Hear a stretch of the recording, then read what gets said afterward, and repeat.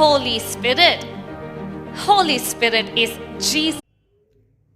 Madam, you have been mistaken and you have been wrongly given the information. Holy Spirit or Jesus is not the creator of the sun, the moon, the stars.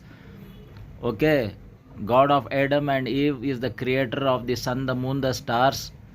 God punished Adam and Eve, not Jesus. Jesus did not punish Adam and Eve. Holy Spirit did not punish Adam and Eve.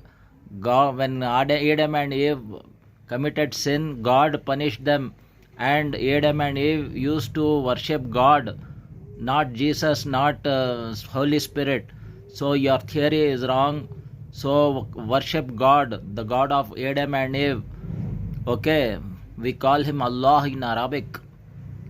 Come towards one God. He is very strict. He is going to punish in hell if you don't worship him.